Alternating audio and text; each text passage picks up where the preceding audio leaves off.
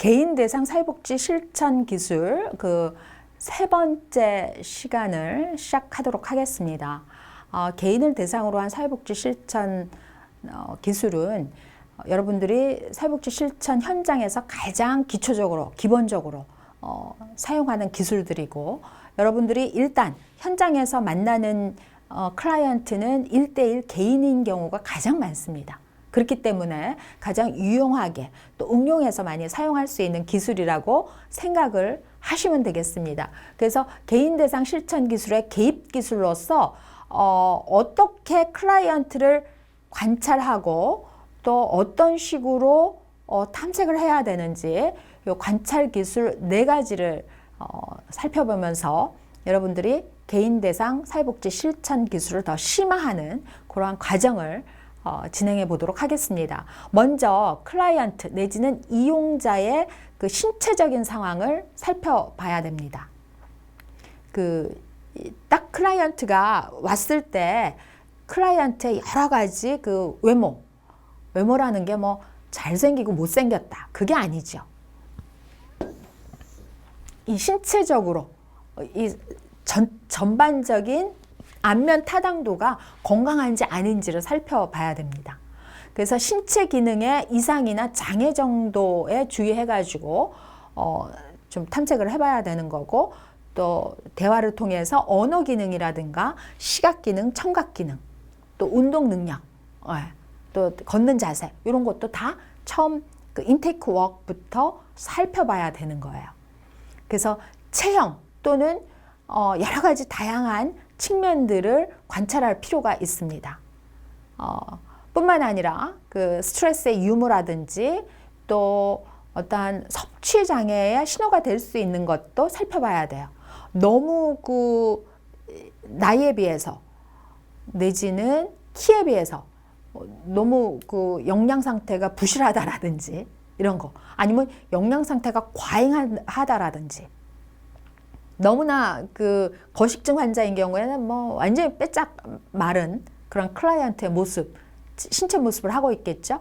그리고 아니면은 그 과체중 내지는 비만일 경우에 그것도 다양한 스트레스에 노출됐을 경우에 섭식장애로 인한 그러한 그 신호가 될 수 있기 때문에 이용자의 신체적인 상황을 살펴봐야 됩니다. 여기에는 그 신체적인 상황뿐만 아니라 얼굴빛이라든가 눈빛이라든가 머리, 뭐 다양한 몸 전체 신체적인 상황을 살펴봐야 돼요. 그래서 얼굴의 상태, 복장, 헤어스타일, 화장 내지는 뭐 여러 가지 잘 씻고 다니는지, 이런 게 중요합니다.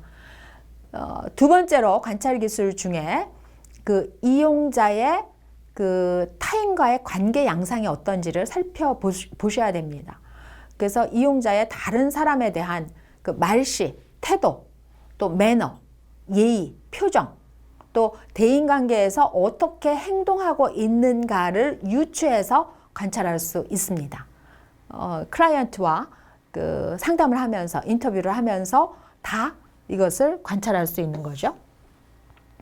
그래서 특정 인물들과 가지는 대인관계의 깊이라든지 넓이라든지 또 친밀감의 정도, 거리감의 정도, 서로 도움을 주고받을 수 있는 건강한 관계인지 아니면 의존적인 관계인지 학대적인 관계인지 이런 것도 다 관찰을 할 수가 있습니다.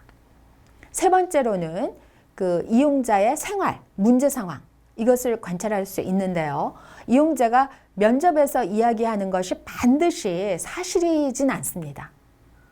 또 반드시 그 객관적이고 정확하다고만 볼 수는 없기 때문에 이용자가 이야기하는 그 밑에 흐르는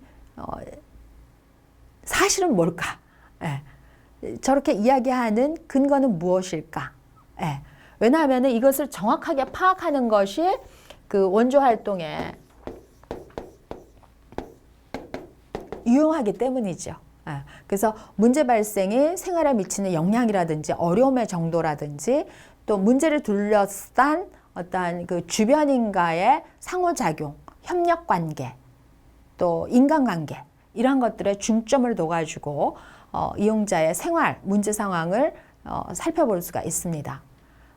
네 번째로는 이용자의 생활 environment, 환경을 살펴볼 수가 있는데 그 생활 장소와 문제가 발생하고 있는 그 거주 공간에 관심을 두고 살펴봅니다.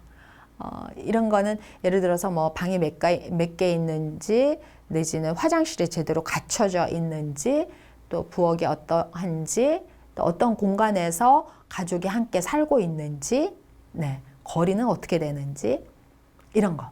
네. 그래서 미처 생각지도 못한 곳에 그 생활 환경 조건이 스트레스나 그 피로를 악화시킬 수 있기 때문에 문제의 단서가 될 수도 있기 때문에 이 생활 환경은 굉장히 중요한 거고요. 그래서 우리가 그 예. person in environment 해가지고 환경 속의 인간을 계속 강조하는 이유가 클라이언트의 생활 환경을 놓고서는 관찰을 통해서 클라이언트 문제를 사정하고 개입하는 중요한 근거가 되기 때문에 계속 강조를 하는 겁니다. 기타 이제 개입 기술 10가지가 있습니다. 이 10가지를 이렇게 다 듣고 나면은 내가 사회복지 전문가로서 이러이러한 일을 하고 있겠구나 라고 이렇게 정리가 될 겁니다. 그래서 이 10가지 기술은 전문가로서의 개입 기술이기도 하고 각 그 대상별로 어떠한 그 클라이언트 대상이든지 상관없이 다 사용할 수 있는 보편적인 기술입니다. 이러한 기술들을 다 배우고 나서 여러분들이 더 어드밴스된 기술을 이제 배우면은 특수한 경우에 클라이언트가 있을 수 있어요. 예를 들어서 그 가정폭력 가해자라든지 가정폭력 피해자라든지 또 특별한 어떠한 그 여성주의 상담이라든지 페미니스트 상담, 또 내지는 예를 들어서 동성애 관련 상담이라든지 마약 중독이라든지 알코올 중독이라든지 이런 거에 따라서 더 특수 기술이 필요한데 지금 이야기하는 10가지의 개입 기술은 어느 클라이언트, 어느 대상, 어느 실천 장면에서 다 사용할 수 있는 겁니다. 예, 그렇기 때문에 가장 기초적으로 중요한 거라고 할 수 있겠죠. 첫 번째, 계약 기술, 컨트랙을 어떻게 하느냐 하는 겁니다. 그래서 이용자와 사회복지사가 각자의 역할이라든지 책임, 또 어떤 서로 기대하는 바가 있지 않습니까? 이때 그 수행할 업무의 목적을 공식화하고 때로는 이렇게 그 구조화시키는 거, 그 어떤 스트럭처를 딱 가지고 하는 거죠. 여기에 이제 포함되는 내용이 있어요. 상담 시간과 장소는 어떻게 할 것인지, 또 상담 기간은 언제부터 언제까지로 할 것인지, 또 상담을 하기 위한 내지는 이 그 도움을 받기 위한 기본 수칙은 어떻게 할 것인지, 가장 중요한 것 중에 하나가 비밀 보장. 이게 이제 확실하게 그 전달이 되어야 되겠죠. 그리고 그 케이스 매니지먼트, 사례 기록 절차는 어떻게 되는지, 그리고 여기에 참여자는 누가 될 것이고 주요 문제는 무엇인지. 그래서 이 주요 문제 정할 때도 이게 쉽지 않은 거예요. 처음에 주요 문제라고 생각하는 거하고 그 상담을 하다가 발견되는 문제가 있을 수 있는데 이 목적을 분명히 하기 위해서는 문제가 무엇인지를 탐색하는데 시간과 정성, 또 전문적인 기술을 많이 기울여야 되겠죠. 네. 또 두 번째로는 지지 기술이 있습니다. 지지 기술은 서포트하는, 지지하는 그런 기술인데 그 사회복지사는 이용자의 감정이라든지 그 내적 감정, 또 반응의 다양한 방식들, 또 의사결정 상황이나 행동 등에 대해서 지지를 해줄 수 있습니다. 그리고 관계처럼 다양한 영역으로 어떤 면을 지지할 것인지, 또 어떤 거는 지지 안 할 것인지 결정해야 돼요. 모든 걸 다 지지하는 거 아닙니다. 효과적으로 지지를 해야 될 것이 있죠. 그래야지 그 효과가 그 효율적으로 사용되게 되는 것이죠. 그래서 지지 기술에는 다양한 지지 기술이 있을 수 있는데 몇 가지 살펴보도록 하겠습니다. 첫 번째로는 정서적으로 지지해 주는 겁니다. 그 emotionally support 하는 거죠. 그래서 심리적 고통이나 스트레스 또는 그 위기에 직면했을 때 그 누군가에게 의지하려고 하는 클라이언트의 니즈가 있죠. 여기에 반응하려는 기술입니다. 그래서 이랬을 때 그 따뜻하게 정서적 지지를 해줄 수 있겠죠. 또 두 번째로는 격려 기술이 있어요. 이용자를 수용하는 자세를 보여주고 또 이용자가 판단되지 않을 것이라는 관점을 나타내면서 격려를 해줘야 되겠죠. 그래서 이러한 그 정서적 지지, 또 격려 기술, 이게 다 지지 기술에 해당되고요. 세 번째, 이거 굉장히 중요합니다. 인정 기술이에요. 그래서 문제를 가진 사람인 경우에 또 문제가 굉장히 심각하게 그 휘말려져 거기에서 허우적대고 있는 사람일 경우에는 지금까지 자기가 하려고 하는 어떤 문제 해결 방안에 대해서 인정받지 못한 상황이 많이 있을 겁니다. 이랬을 때 이용자가 어떤 행동을 취하거나 그 여기에 대해서 긍정적으로 인준해 주는 거, 알아주는 거, 인정해 주는 것, 이것이 인정 기술입니다. 그리고 지지 기술 중에 또 재보증 기술이 있는데 그 자신의 능력이나 자질에 대해서 그 회의적으로 생각할 때 제가 뭘 할 수 있겠어요? 제가 해봐서 안 될 것 같은데요. 뭐 하라니까 하긴 하지만 뭐 이런 식으로 이제 반응을 한다. 이랬을 때 그 클라이언트 스스로가 어떠한 그 능력이 있고 해결할 자원이 있고 또 거기에 대한 열쇠를 쥐고 있다라는 그 인정을 다시 한번 함으로써 클라이언트를 재보증시키는 겁니다. 그래서 클라이언트가 자신감을 향상시킬 수 있도록 하는 거죠. 개입 기술 10가지 중에 세 번째 기술입니다. 정보 제공 기술인데 이 정보를 잘 주목을 하셔야 돼요. 이 정보가 첩보 무슨 뭐 그 소문 이런 거 아닙니다. 정보, information. 정확한 데이터에 근거해서 사실에 근거해서 나오는 그러한 그 유용한 정보를 이야기하는 거죠. 사회복지사가 이용자에게 그 의사결정이라든지 가업 수행에 필요한 정보를 제공하는 게 굉장히 중요한데 그 실천의 효과와 더불어서 업무량의 그 효율을 증가시키기 위해서 다양한 형태의 정보 기술을 사용할 수가 있습니다. 그래서 워커와 클라이언트 간에 이때 그 정보 기술을 사용할 때 이용자의 현재 심리 상태를 굉장히 정확하게 주의 깊게 고려를 해야 됩니다. 그래서 정보의 지시를 그 논리적이고 체계적이고 또 그 단계적으로 너무나 갑작스럽게 확 주면은 진 눌려버리죠. 그래서 단계적으로, 체계적으로, 논리적으로 사실에 근거해서 근거 기반 정보를 제공해야지 효율적이라는 겁니다. 그래서 복잡하고 다단계적인 어떤 지시사항은 서면으로 하는 게 오히려 좋아요. 다 이야기해봤자, 제공해봤자 기억에 남지 않고 그게 한 귀로 듣고 흘러버릴 수 있는 그 정도의 많은 양이다. 그러면은 오히려 그 서면으로 내지는 어떤 뭐 그림으로 이렇게 작성해 주는 것도 중요하죠.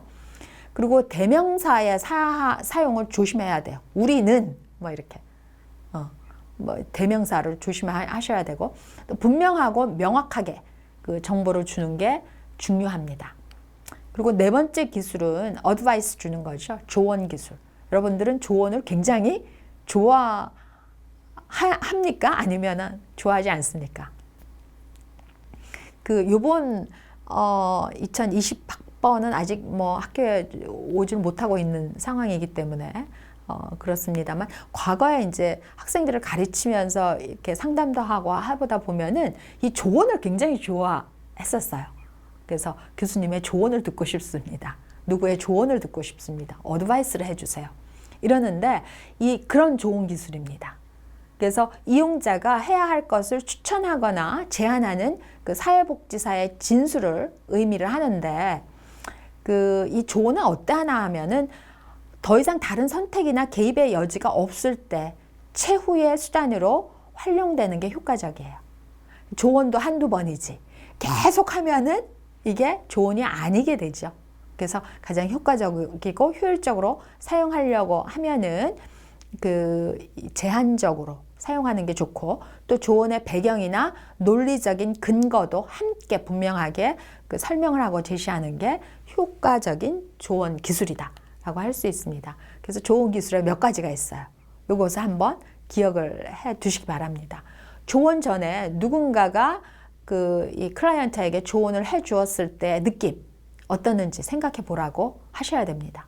그리고 조언의 그 적절성의 여부는 뭐에 따라서 달라지냐면 이용자와 워커의 그 상호작용하는 목적에 따라서 달라질 수 있겠죠. 세 번째로는 그 이용자가 조언을 원한다면 원한다면 주지만 원하지 않는다면은 주지 좀 생각을 해 보셔야 되는 거죠. 그래서 그 원한다고 판단이 명확히 됐을 때 조언을 제공하는 게 효과적이지, 원하지도 않는데 계속해서 부어준다. 그러면 이것이 어떤 설교, 잔소리처럼 들릴 수도 있다라는 겁니다.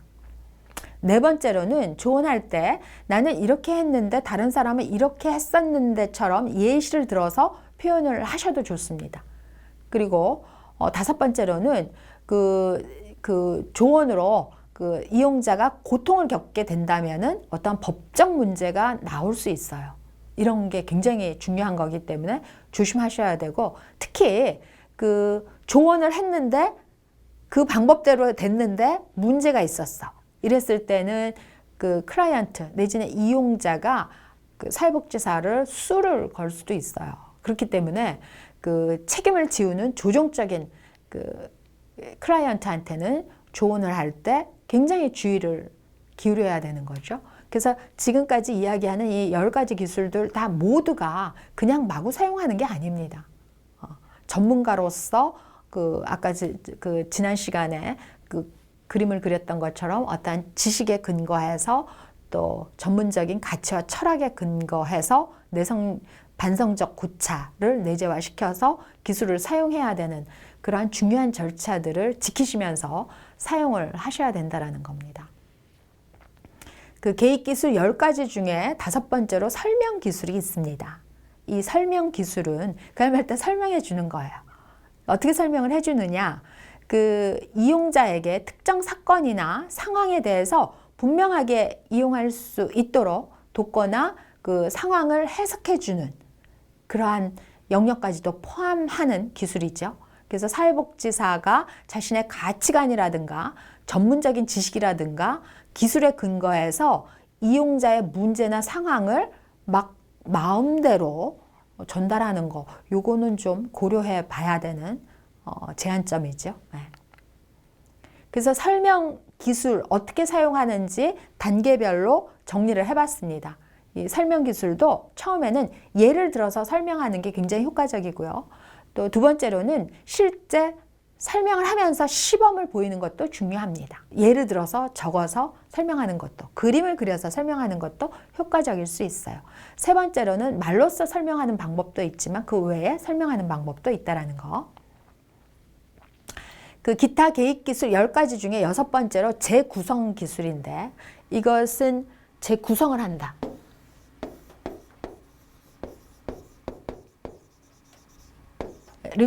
리프레이밍. 다시 프레임을 짜는 겁니다. 이게 재구성이에요. 그래서 특정 문제에 대해서 이용자가 부여하는 의미를 수정해 줘서 긍정적인 시각으로 변화시키는 기술인데, 이거는 우리가 많이 연습해 봐야 되는 부분입니다. 그래서 인지 및 사고 과정과 행동의 변화에 목표를 딱 두고 그 이용자의 그 자아 존중감이 낮거나 아니면 자신감이 결여되어 있거나 또 자기 비판적이거나 자책을 주로 할 때에 이 리프레이밍 기술을 활용해 가지고 이것을 전환시키는 그러한 기술이기도 하죠. 그래서 굉장히 유용하게 쓰일 수 있는 거고, 환기 기술이 있습니다. 환기 기술은 벤틸레이션 시키는 거라고 제가 설명을 드렸어요. 뭔가가 꽉꽉 억압되어 있을 때 좀 김을 빼주는 거라 그랬죠. 그래서 이용자의 억압된 감정이라든지 특히 그 부정적인 감정, 이런 것들이 문제 해결을 방해할 때 표출할 수 있도록 그 여지를 주는 거예요. 그래서 감정의 정도를 약화시키거나 해소시키는 기술이라고 보시면 되겠습니다. 그래서 감정보다도 행동이 앞서서 문제를 악화시키는 경우가 많은 우리나라의 그 환기 기술은 굉장히 유용하게 쓰일 수 있는 기술 중에 하나라고 이해를 하시면 되겠어요. 그리고 도전 기술이 있어요. 챌린지 하는 건데, 그 종종 이제 그 이용자가 자신의 문제 해결에 있어서 그 상충되거나 왜곡된 것, 또 불일치하는 상황을 다룰 때 거기에 딱 그 도전을 하는 거죠. 그래서 그 클라이언트가, 이용자가 문제를 부정하거나 회피하고 합리화할 때 이때 활용하면 굉장히 유용한 겁니다. 그냥 가만히 그 경청만 하고 액션을 취하지 않고 있는 것도 문제 해결에 도움이 안 될 수도 있습니다. 때로는 그 클라이언트의 문제 해결을 위해서 클라이언트 스스로도 그것을 모르고 그냥 상충되는, 왜곡된 내지는 불일치된 그 말을 계속 하고 있을 때 그때 딱 챌린징 하는 거죠. 도전해 보는 거죠. 아까는 이렇게 이야기를 하셨는데 지금하고 어떻게 다른지요? 이런 것들이 도전 기술입니다. 그 버벌 챌린징 기술이죠. 네. 그래서 도전 기술에 여러 가지 그 행동 수칙 내지는 기술이 있을 수 있어요. 도전의 사용이 정당화되는 행동이 있는데 그 문제를 인정하지만 정의하지 못할 때 이때 딱 그 챌린징 할 수 있는 거죠. 두 번째로는 그 결정적인 경험이라든지 행동, 감정에 대해서 잘못 그 해석하고 잘못 이해할 때 이때 챌린징 할 수 있는 겁니다. 그리고 세 번째로는 그 새로운 관점에 따라서 행동하는 데 대해서 주저주저 하는 거. 할까 말까 할 때, 또 거부할 때, 다 그 수용을 하고 다 오케이 했는데 마지막으로 거부할 때 이때 이제 챌린징 할 수 있는 거죠. 지금까지 이런 식으로 이해를 하셨는데 지금 이렇게 주저하는 이유는 무엇일까요? 네, 이게 이제 도전 기술이라는 겁니다. 도전 기술하고 연결된 기술일 수도 있는데 직면 기술, confrontation 하는 거죠. 그래서 주로 이제 이용자의 행동이 그 자기에게도 도움이 되지 않으면서 특히 타인에게 위협적일 때 이때 딱 맞닥뜨려 가지고 그 상황을 깨야 됩니다. 그래서 이러한 그 타인에게 위협이 될 때 이를 재인식하도록 돕는 그 상황, 그런 기술, 굉장히 중요하죠. 근데 이게 이제 이런 장점이 있음에도 불구하고 단점이 있을 수 있는데 어떤 단점이 있냐면은 일시적으로 이용자에게 그 불안정을 유발할 수 있습니다. 그리고 합의점을 찾는 데에만 중점을 둔 기술이라고 지적되기도 하는 그러한 기술이기 때문에 이 직면 기술 사용할 때 아주 유연하게 전문적으로 사용하기 위해서는 많이 연습을 하고 연구를 하고 사용을 하셔야 된다는 거죠. 그래서 직면 기술 사용하는 데 있어서 여러 가지 고려할 점 정리를 해봤는데 첫 번째로는 이용자가 직면하고자 하는 문제나 상황을 의식할 수 있도록 도와야 되는 거죠. 그리고 두 번째로는 사회복지사의 입장에서 어떻게 불일치하는지 일관성이 없는지에 대해서 근거 있게 설명을 해야 됩니다. 그리고 세 번째로는 왜 이 시점에서 이 문제를 고려해 보아야 하는지 설득력 있게 딱 컨프런테이션, 직면해야 되는 거죠. 네 번째로는 그 이용자의 문제나 상황과 어떤 관련성이 있는지 분명하게 설명할 수 있어야 됩니다. 그리고 다섯 번째로는 그 사회복지사가 말한 내용에 대해서 반응할 수 있는 시간을 충분히 줄 수 있어야 되는 거죠. 그리고 이것을 다 하면서 후속 조치를 어떻게 취할 것인지까지도 이 기술에 포함되는 겁니다. 마지막으로 자기 주장 기술이 있는데 그 사람이 그 yes, 아니요 라고 말할 수 있는 거, 자기를 그 옹호하고 방어하고 결과적으로 더 이득이 되는 성공적인 방법으로 자기를 표현할 수 있는 그러한 기술인데 이거는 학습을 통해서 많이 증진될 수 있는 기술이죠. 그래서 자기주장 기술에는 몇 단계가 있는데 첫 번째로는 그 문제 범위에 대한 이해를 얻기 위해서 사정할 때 사용을 합니다. 두 번째로는 그 격려 확인을 제공하면서 기술을 연습하도록 하고 때로는 모델링 연습도 시켜서 할 수 있죠. 그리고 세 번째로는 주장이나 거짓이나 또 강제적인 어떤 동조, 공격 이런 것들의 그 차별성을 명확히 할 수 있도록 알려줘야 된다라는 거죠. 네 번째로는 그 당황스러운 상황에서 노출시켜서 공포를 제거하도록 원조하는 둔감화 요소로도 활용을 할 수 있습니다. 마지막으로는 학습된 기술을 실제 상황에서 연관시켜 가지고 일반화시킬 수 있도록 보증하는 것도 이 기술 중에 하나라고 생각이 됩니다. 이렇게 해서 여러분한테 개인 대상 사회복지 실천 기술에 대해서 철학적인 개념, 또 그 개인 목표, 또 과정, 또 개인 기술들에 대해서 정리를 해 보았습니다. 다음 시간에는 그 가족 대상 사회복지 실천 기술에 대해서 강의를 해 보도록 하겠습니다. 수고 많으셨습니다.